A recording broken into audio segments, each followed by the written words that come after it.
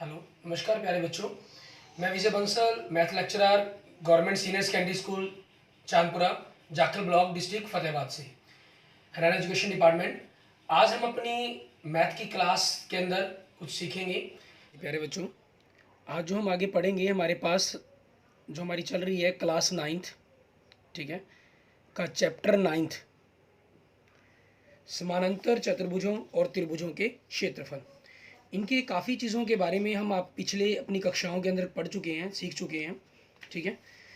उन चीज़ों से ही आगे हम इसको शुरू करेंगे। हमने समानांतर चतुर्भुज के क्षेत्रफलों के कुछ नियमों के बारे में, ठीक है, हमारे 8th चैप्टर के अंदर पढ़ा हमने, और हमने पिछली कक्षाओं के अंदर इसके बारे में पढ़ चुके हैं। सर्वांग समता के बारे में हमने, ठीक है, हम अपनी पिछली कक्षाओं में 6th में पढ़ चुके हैं, और हमारा जो 7th चैप्टर था हमारा, ठीक है, उसके अंदर भी हमने इसके बारे में पढ़ा। अब हम जो इस चैप्टर 9th के अंदर हम पढ़ेंगे, ये ऐसी प्रॉब्लमों को सॉल्व करने की कोशिश करेंगे जिसके हेल्प से हमारे पास हम ये जानेंगे कि किस प्रकार से क्षेत्रफल से रिलेटेड समस्या को हल किया जाएगा। जैसे मान लीजिए, अगर हम कोई भी एक छोटी सी एग्जांपल लेते हैं, ठीक है, उस एग्जांपल के आधार पर हम बात करते हैं। मान लीजिए एक त्रिभुजाकार खेत है, ठीक है। इस त्रिभुजाकार खेत का क्षेत्रफल नहीं हमें पता करना। बिना क्षेत्रफल पता किए हमें इस त्रिभुज के, जिसका भी ये त्रिभुज है, उस पिता के 3 बेटे हैं, उन तीनों में हमें बराबर बराबर भागना है, और हम क्षेत्रफल एक्चुअल कैलकुलेशन इसकी करना नहीं चाहते, ठीक है। तो हम किस तरीके से इस त्रिभुज का जो क्षेत्रफल है, इसके 3 बराबर टुकड़े कर सकते हैं, ठीक है। ऐसी समस्याएं या इससे रिलेटेड हमारे पास समानांतर चतुर्भुज के अंदर त्रिभुज बन जाए, ऐसी कुछ समस्याओं के हल और निवारण हम इस चैप्टर 9th में करेंगे। आप इसके बारे में सोचें कि कैसे हम एक त्रिभुज के 3 टुकड़े कर सकते हैं बिना मापे, ठीक है। मतलब हमने इसके क्षेत्रफल को नहीं मापना। आपके यहाँ मैं कंडीशन दे रहा हूँ, क्षेत्रफल को नहीं, आपने क्षेत्रफल की कैलकुलेशन नहीं करेंगे किसी भी फॉर्मूले से, ठीक है। और आपको इसको 3 बराबर भागों में बांटना है। देखें आप किस प्रकार से करते हैं। आपको अगर समझ में आ जाए तो मुझे कमेंट बॉक्स में कमेंट करेंगे, ठीक है। और फिर मैं आपके साथ आज लास्ट में, ठीक है, या फिर हम अपने नेक्स्ट लेक्चर के अंदर, शुरू के अंदर, आपको इसका सोल्यूशन बताऊंगा कि कैसे हम इस प्रॉब्लम को सॉल्व कर सकते हैं, ठीक है। वैसे आप जब पूरे कंसेप्टों को समझेंगे, काफ़ी कुछ आपको क्लियर भी हो जाएगा कि किस प्रकार से किया जा सकता है, ठीक। हमने समानांतर चतुर्भुजों के बारे में पीछे पढ़ चुके हैं, सर्वांगसम के बारे में हम पीछे पढ़ चुके हैं, ठीक है। हम जानते हैं हमारी 2 आकृतियाँ सर्वांगसम कही जाती हैं यदि उनके आकार और माप बराबर हों, ठीक है ना। अगर उनका आकार और माप बराबर हो तो हम ऐसी 2 आकृतियों को आपस में सर्वांगसम कह सकते हैं। सर्वांगसम के लिए हमने ये सिंबल हमने पीछे पढ़ चुके हैं, ठीक है। अब इसी चीज़ के आधार पर हमारे पास हमने आगे भी पढ़ा है इनके बारे में, ठीक है। अर्थात इसका मतलब क्या है, यदि 2 आकृतियाँ सर्वांगसम है, ठीक है, तो उनका जो क्षेत्रफल है वो क्या होगा, आपस में बराबर होगा। तो उनका क्षेत्रफल आपस में क्या होगा, बराबर होगा, ठीक है। लेकिन यहाँ पर एक बात का खास ध्यान रखना है, यदि क्षेत्रफल बराबर हो तो कोई ज़रूरी नहीं है कि वो आकृतियाँ सर्वांगसम होंगी। आकृतियाँ सर्वांगसम है तो क्षेत्रफल होगा ही होगा 100% बराबर। लेकिन अगर क्षेत्रफल बराबर है तो आकृतियाँ सर्वांगसम होंगी, ऐसा नॉट कंपल्सरी, ठीक है। ये कोई ज़रूरी नहीं है आपके पास। कैसे, आप सोचेंगे ऐसा कैसे हो सकता है, ऐसा पॉसिबल ही नहीं, ऐसा तो हो ही नहीं सकता। अगर सर्वांगसम आकृतियाँ और क्षेत्रफल बराबर है तो आकृतियाँ सर्वांगसम होनी ही होनी चाहिए, ठीक है। हम एक छोटा सा एग्जांपल लेते हैं इसके अंदर, ठीक है, जहाँ से आपको इस बात का सिद्ध हो जाएगा, ठीक है। मान लीजिए अगर आपके पास एक आयत है जिसका क्षेत्र लंबाई 9 और चौड़ाई 4 है, तो इसका क्षेत्रफल क्या हो जाएगा, 9 चौके लंबाई गुना चौड़ाई 36। मान लीजिए अगर ये मीटर में है, ठीक है, तो वर्ग मीटर। एक आपके पास वर्ग है, ठीक है, जिसकी भुजा 6 मीटर है, तो इस वर्ग का क्षेत्रफल क्या हो जाएगा, 36 वर्ग मीटर। अब आप देखें क्षेत्रफल तो बराबर है, तो क्या ये आकृतियाँ आपस में सर्वांगसम है, क्योंकि सर्वांगसम का मतलब यहाँ पर हमारे क्या, हम क्या लेते हैं, जब एक आकृति दूसरी आकृति को पूरी तरह से ढक ले, ठीक है, पूरी तरह से कवर कर लेती है, तो हम ऐसी आकृतियों को सर्वांगसम आकृतियाँ कहते हैं। लेकिन हम जानते हैं आयत वर्ग को या वर्ग आयत को पूरी तरह से नहीं ढक पाएगा, ठीक है। आप इसके 6 है तो 6 के यहाँ तक, हाँ, इसके टुकड़े कर कर आप इसके 2 मान लीजिए टुकड़े कर लें यहाँ से, 2 मीटर का एक अलग टुकड़ा कर लें, ठीक है। तो उसके सहायता से आप टुकड़ों पर टुकड़े कर कर निकालना चाहें, सॉल्व करना चाहें, वो बेशक कर दें, लेकिन जनरली बिना टुकड़े की आप एक दूसरे को नहीं कवर कर सकते, ठीक है। तो मतलब ये आकृतियाँ आपस में सर्वांग सम नहीं है, ठीक है। हाँ, लेकिन क्षेत्रफल इनका बराबर है, तो यहाँ से हमारा बन जाता है आकृतियाँ सर्वांग सम हों तो क्षेत्रफल बराबर होगा, लेकिन उसका जो विलोम है वो सत्य नहीं होता, ठीक है। अच्छा, कुल क्षेत्रफल में भी क्या ध्यान रखता होता है, जैसे मान लीजिए मैं कोई आकृति बना लेता हूँ, मान लीजिए, ठीक है, आपके पास इस तरह की कोई आकृति दी गई है, ठीक। मान लीजिए आपके पास ये पी भाग है और दूसरा ये,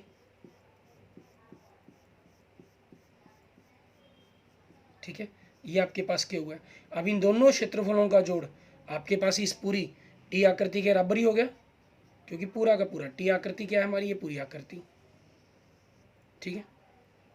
तो इसका मतलब क्या हुआ हमारे पास, ठीक है, हमारा जो टी का क्षेत्रफल है वो पी और क्यू के क्षेत्रफल के जोड़ के बराबर होगा। अर्थात हम यहाँ से क्या सीख रहे हैं कि दो आपके पास कोई भी एक आकृति अगर हम उसके दो या दो से अधिक भाग कर देते हैं, खंड कर देते हैं, तो उनका जो कुल क्षेत्रफल है वो उस क्षेत्रफल के बराबर ही रहेगा, ठीक है। ऐसा नहीं है कि क्षेत्रफल हमने टुकड़े करने पर हमारी जो उसकी वैल्यूज है, मान है, वो कम ज़्यादा हो जाएगा हमारे पास, ठीक है। अब उन्हीं चीज़ों के आधार पर हमारे पास आगे देखेंगे कंसेप्टों के बाद अंदर क्या कर रहा है आपका। आप देखें हमारे पास इसमें क्या दे रहे हैं 9.1 के अंदर, एक ही आधार पर और एक ही समानांतर रेखाओं के बीच में आकृतियाँ, ठीक है, एक ही आधार और एक ही समानांतर रेखाओं के बीच में आकृतियाँ। इसका मतलब क्या है, अगर दो आकृतियाँ हमारे पास कोई भी, उनका आधार, ठीक है, एक हो और जो उनके शीर्ष बिंदु हैं, ठीक है, दोनों ही आकृतियों के जो शीर्ष बिंदु बनेंगे आधार को छोड़कर, ठीक है, वो आपके पास सभी शीर्ष बिंदु एक ही रेखा के ऊपर हो। मान लो एक बिंदु यहाँ पर है, एक बिंदु यहाँ हो। अगर किसी के दो बिंदु हैं, दूसरी आकृति का ये बिंदु यहाँ हो। अगर पहली आकृति के भी दो हैं, दूसरी के भी दो हैं, तो वो उसी लाइन पर कहीं ना कहीं आगे पीछे कहीं भी हो, ठीक होनी चाहिए। उन चीज़ों की तलाश करनी हमें, ठीक है। हम सबसे पहले उनकी तलाश करनी सीखते हैं, क्योंकि उन्हीं के आधार पर हमारे पास जो हमारा ये चैप्टर है, ठीक है, ये बेस डिपेंड करता है। तो उसी के आधार पर हम डिपेंड करते हैं हमारे जो क्वेश्चंस, ठीक है। मीन्स हमने यहाँ पर क्या कहा, दो आकृतियाँ एक ही आधार और एक ही समानांतर रेखाओं के बीच स्थित कही जाती हैं यदि उनका एक उभयनिष्ठ आधार भुजा हो और उभयनिष्ठ आधार के सम्मुख प्रत्येक आकृति के शीर्ष उस आधार के समानांतर किसी रेखा पर स्थित हो, ठीक है। अब आकर एक्सरसाइज 9.1 के लिए देखिए आपके पास, ठीक है, आपको देखना है निम्नलिखित आकृतियों में से कौन सी आकृति एक ही आधार और एक ही समानांतर रेखाओं के बीच में स्थित है। जैसे सबसे पहली आकृति देखिए आपको दी गई है, ये आकृति दी गई है आपको, ठीक है। इस आकृति के अंदर देखिए आपको नाम दिया गया ए बी सी डी और एक आकृति ये दी गई है, ठीक है, सी डी पी। आप इसके अंदर देखिए आपके पास एक त्रिभुज बन दिखाई दे रही है, आपको एक चतुर्भुज दिखाई दे रही है। दोनों क्या है, दोनों के अंदर उभयनिष्ठ आधार है, ठीक है, उभयनिष्ठ आधार, ये सबसे मेन बात है इसके अंदर ढूंढना, ठीक है। उभयनिष्ठ आधार क्या है आपके पास, सी डी कह लें या डी सी कह लें, कोई बात एक ही बात है, ठीक है। और उभयनिष्ठ आधार के साथ साथ हमारे पास हमें क्या पता करना है इसके अंदर कि किन दो समानांतर रेखाओं के बीच में ये स्थित है, ठीक है। मीन समानांतर रेखाएं देखनी है आपको, समानांतर रेखाएं, सी डी हो गया, ये जो सी डी है ये इनके इस चतुर्भुज का देखिए ये ए और बी बिंदु है और सी डी का शीर्ष बिंदु क्या है, पी है त्रिभुज का। तो ये तीनों एक ही लाइन के अंदर है, तो सी डी समानांतर है ए बी के, ठीक है। ये आपके पास उभयनिष्ठ आधार और समानांतर रेखाएं बन गई हमारे पास। यही काम हमें हर भाग के अंदर करना है।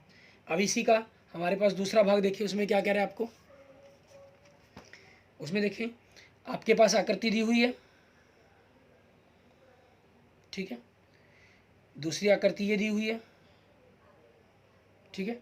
इसके अंदर देखें S R Q P M N, इसके अंदर देखिए उभयनिष्ठ आधार मतलब एक भुजा तो दोनों के अंदर हो है बिल्कुल हमारे पास, लेकिन एस आर के साथ मिलने वाली आपकी इस चतुर्भुज के बिंदु क्या है, शीर्ष बिंदु ये पी क्यू और इसके दूसरी चतुर्भुज के एम एन, दोनों एक ही लाइन के अंदर तो है नहीं, ठीक है। तो इसके लिए हमारा आंसर क्या हो जाएगा, नहीं, क्योंकि उभयनिष्ठ आधार के साथ साथ हमें क्या देखना है, समानांतर रेखाएं भी देखनी है, क्योंकि उन्होंने कहा है कि निम्नलिखित आकृतियों में से कौन सी आकृतियां एक ही आधार और एक ही समानांतर रेखाओं के बीच स्थित हैं। ऐसी स्थिति में अगर स्थित हैं तो उभयनिष्ठ आधार और दोनों समानांतर रेखाएं बताएं। ये बता दी हमने। आगे देखेंगे हमारे पास तीसरा भाग इसका क्या कह रहा है। आपके पास ये एक तरह की आकृति दी गई है, चतुर्भुज, ठीक है। ये क्या दे रहा है आपको, पी क्यू आर एस, और यहाँ से आपके पास ये त्रिभुज बना रहा है, ठीक है। यहाँ से आपके पास देखें उभयनिष्ठ आधार हमें मिल रहा है, उभयनिष्ठ आधार देखेंगे, ठीक है। उभयनिष्ठ आधार बन रहा है आपके पास क्या, क्यू आर, क्योंकि ये त्रिभुज होगी आपके पास, ठीक है ना। ये वाली भुजा इसके अंदर है, और हमारे पास समानांतर रेखाएं कौन सी बनेंगी इसके अंदर, अगर आप देखें इस क्यू आर के साथ जो त्रिभुज जहाँ जा रही है आपके पास ये बिंदु हो गया, ठीक है, टी बिंदु था, और ये पी एस इस चतुर्भुज के तीनों एक ही बिंदु के अंदर है, ठीक है। तो क्यू आर आपके पास किसके समानांतर होगी, पी एस के। देखो यहाँ जो एस आर है वो समानांतर है, लेकिन एम एन के और एस आर समानांतर है पी क्यू के, दो अलग अलग भुजाओं के समानांतर है। हमें चाहिए होती है वो एक ही भुजा के समानांतर हो, जिसमें दोनों की दोनों आकृतियाँ आपकी कवर हो जाएं, ठीक है। इसलिए हमने क्यू आर यहाँ पर देखिए पी एस लिखा, तो आपके बीच में ही बिंदु टी है, तो ऑटोमेटिक ये क्या हो गया, क्यू आर आपकी जो त्रिभुज है टी क्यू आर और चतुर्भुज है पी क्यू आर एस, दोनों एक ही उभयनिष्ठ आधार और एक समानांतर रेखाओं के बीच में है, ठीक है। ऐसे ही हम देखेंगे अब हमारे पास नेक्स्ट आगे क्वेश्चन नंबर, इसके भाग नंबर 4 के अंदर, उसमें क्या दे रहा है आपको, भाग नंबर 4 में देखिए आपको ऐसी ही आकृति दी हुई है, ठीक है। नाम क्या दिया गया, ए बी सी डी, और यहाँ पर बीच में कहीं दो बिंदु हैं, ठीक है, पी और क्यू, ठीक है। देखने के अंदर हमें क्या लग रहा है कि पी क्यू उभयनिष्ठ होगी, नहीं, लेकिन जो पूरी चतुर्भुज है उसकी पी क्यू भुजा नहीं है, उसका भुजा का भाग है। हमें पूरी की पूरी भुजा चाहिए जो उभयनिष्ठ हो, ठीक है। तो इसके अंदर हमारे पास उभयनिष्ठ भुजा ही नहीं बनती, इसलिए इसका आंसर भी क्या हो जाएगा, नहीं में आ जाएगा। नेक्स्ट आगे देखते हैं हमारे पास भाग, ठीक है। आपके पास आकृति दी गई है ए बी, ऐसे ही हमने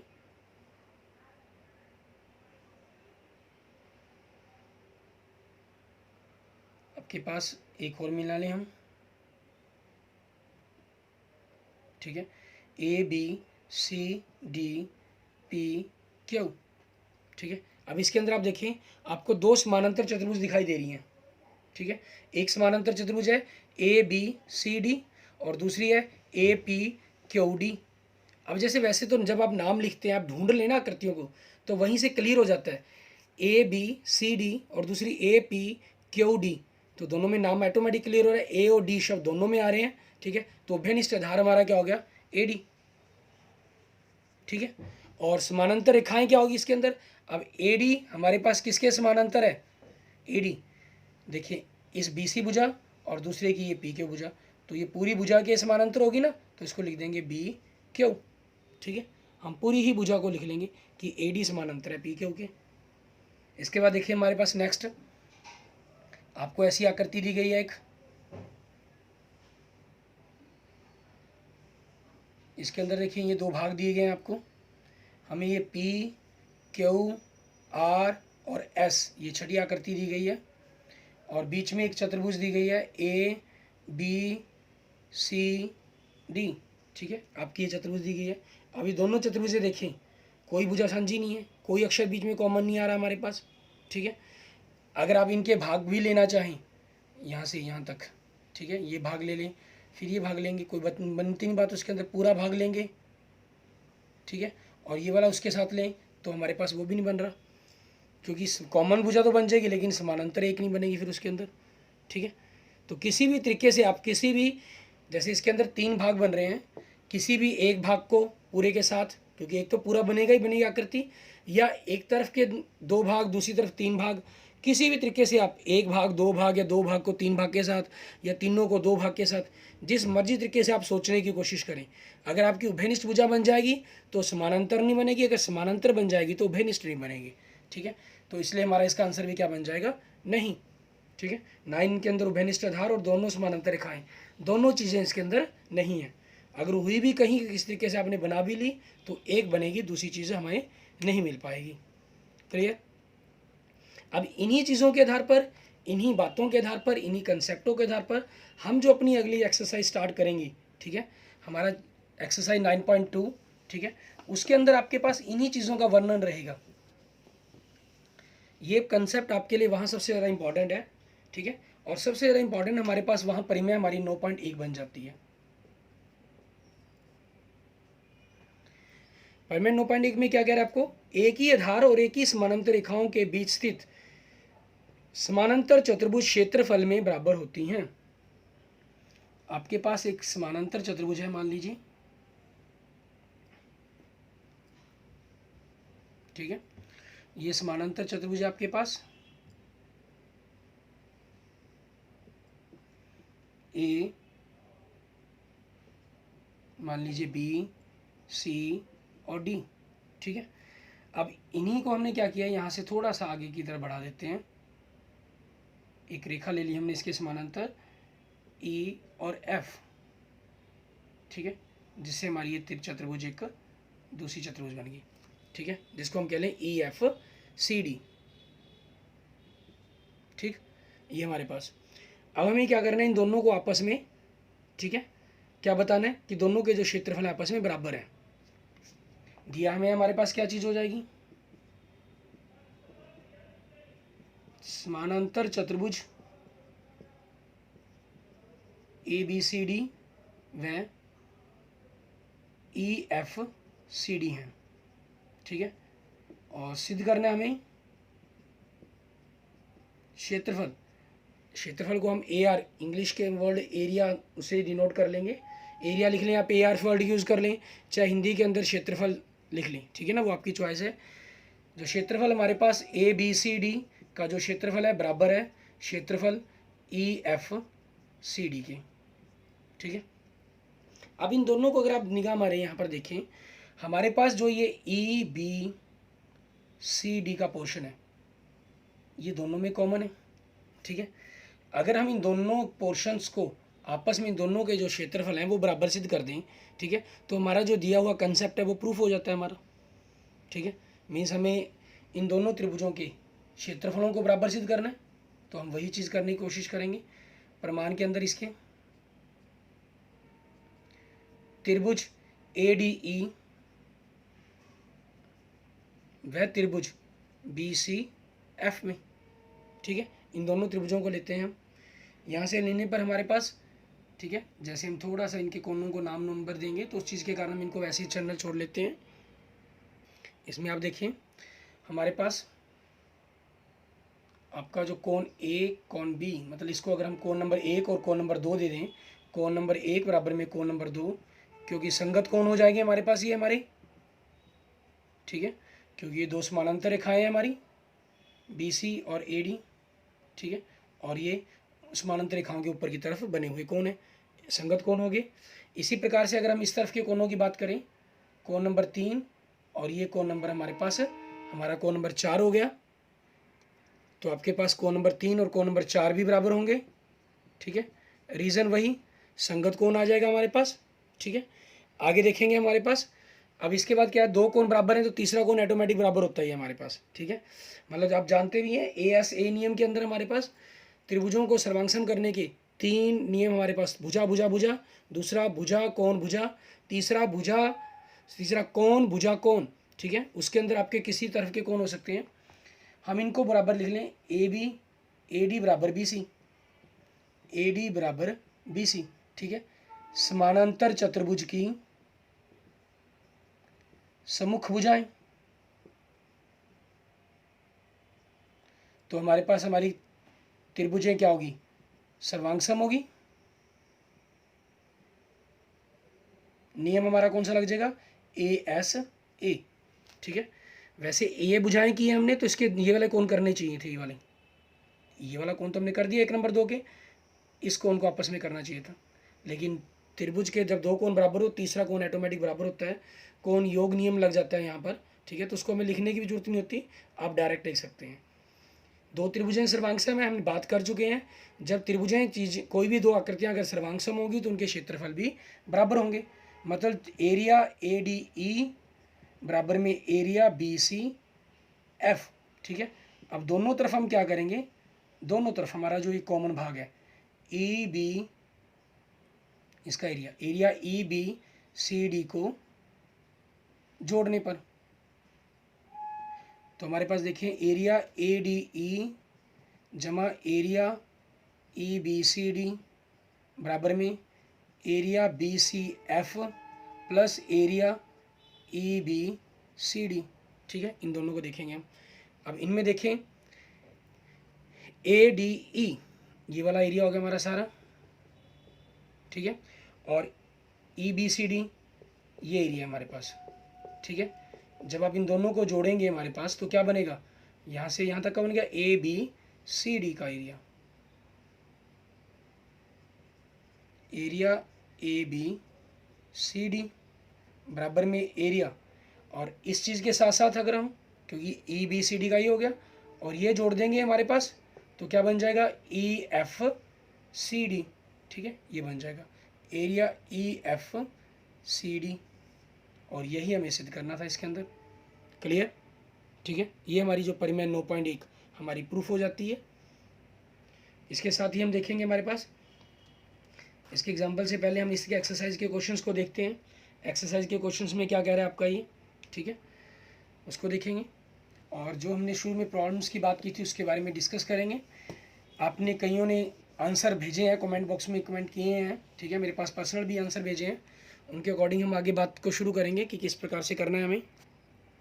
अगर जिसने अभी तक नहीं आंसर भेजा है, जो मैंने शुरू में आपसे प्रॉब्लम शेयर की थी कि एक त्रिभुज के 3 बराबर टुकड़े करने हैं बिना क्षेत्रफल मापे। ठीक है, क्षेत्रफल नहीं आपको मापना, बाकी आप कुछ भी कर सकते हैं। ठीक है, भुजाओं को माप सकते हैं, कुछ भी करें, मतलब आपकी चॉइस पर डिपेंड करता है। ठीक है, लेकिन क्षेत्रफल की कैलकुलेशन कर नहीं उसको डिवाइड करना, भाग 3 बराबर टुकड़े करने। तो उसको देखिए आप किस प्रकार से करेंगे। अब देखिए एक्सरसाइज 9.2 का पहला क्वेश्चन क्या कह रहा है, हमें आकृति दी हुई है, ये हमें ए बी सी डी, ठीक है, जिसके अंदर ये लंब गिराए गए हैं, ए ई लंब और ये सी एफ लंब। ठीक है, आपके पास देखें अब क्या हुआ, हमारे पास इन भुजाओं के कुछ मान दिए हुए हैं। ए बी का मान 16 दिया गया है, तो हमारे पास सी डी का मान 16 हो जाएगा। ए ई का मान 8 दिया हुआ है, ठीक है, ये लंब है क्योंकि इसके मुकाबले कोई नहीं जाएगा। सी एफ का मान 10 दिया हुआ है। ठीक है, हमसे ए डी का मान पूछ रहे हैं, हम ए डी का मान x मान लेंगे, मान लेते हैं x। ठीक है, माना ए डी बराबर में x। ठीक है, अब समानांतर चतुर्भुज ए बी सी डी का क्षेत्रफल, इसका फार्मूला क्या होगा, आधार गुना में शीर्ष लंब। ठीक है, लेकिन इसमें देखिए हमारे पास 2 शीर्ष लंब गिर रहे हैं, एक तो ए ई शीर्ष लंब हो गया, दूसरा हमारा सी एफ शीर्ष लंब हो गया। ठीक है, तो 2 हमारे पास क्षेत्रफल कैसे हो सकते हैं, लेकिन आकृति तो एक ही है ना, तो क्षेत्रफल तो बराबर ही रहेगा, क्षेत्रफल में तो कोई फर्क आएगा नहीं हमारे पास। ठीक है, क्षेत्रफल तो उतने का उतना ही रहना, माप का आपका आधार का फर्क पड़ेगा सिर्फ, और कुछ नहीं है। ठीक है, उसी कंसेप्ट के अकॉर्डिंग हमारे पास क्वेश्चन का इफेक्ट बनना है। तो हम क्या करते हैं, पहले इस आधार को लेकर बाद निकाल लेते हैं मान।